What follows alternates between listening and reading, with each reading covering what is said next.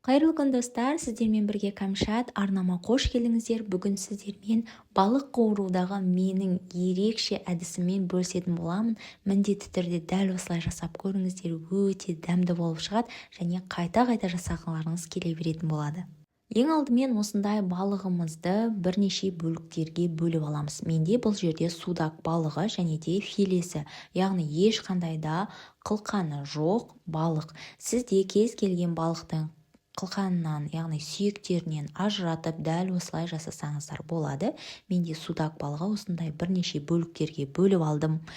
Барлық балықтарымызды осылай турап алғаннан кейін маринадтауға кірісеміз. Үстіне тұзымызды, паприка және қара бұрыш саламыз. Бір тісше сарымсақты үккіштен өткізіп қосамыз және де сұйық майымызды қосып, лимон шырынын қосамыз, яғни лимонның жарты бөлігін сығып қостым. Ол видеоға түспей қалған екен. Осылай барлығын жақсылап араластырып қоя тұрамыз.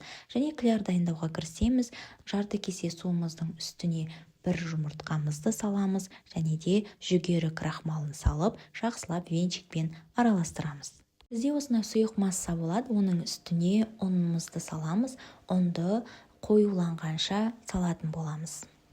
7-8 ас қасық көлемінде ұн қажет болды. Осылай араластырамыз. Бізде қоймалжың масса пайда болады. Осымен клярымыз дайын. Қытырлақ болу үшін панировочный сухари қолданамыз. Мен панко деп аталынатын осындай түрін қолданамын. Кондитерлік дүкендерде сатылады. Бір алып қойсаңыз біразға дейін жетеді.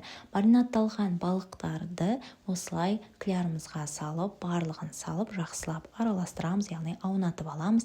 Одан кейін панировочный сухаримыз, яғни панкоға аунатып, екі жақ бетінен майда қуыратын боламыз.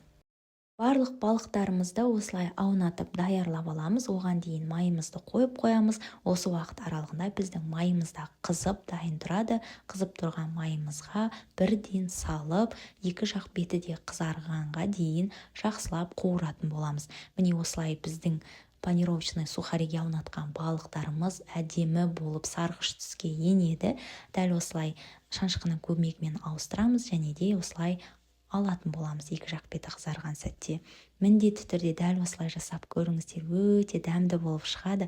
Балықтың қатты дәмі де қатты білінбейді, және лимон шырының әсерінен балықтың дәмі қатты білініп олай болмайды.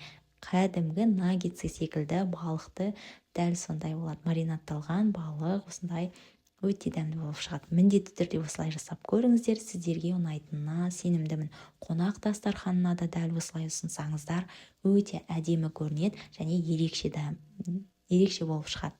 Осылайша балықтарымыз сырты қытырлақ, іші жұмсақ маринадталған өте дәмді балық болып шығады. Міндетті түрде жасап көріңіздер.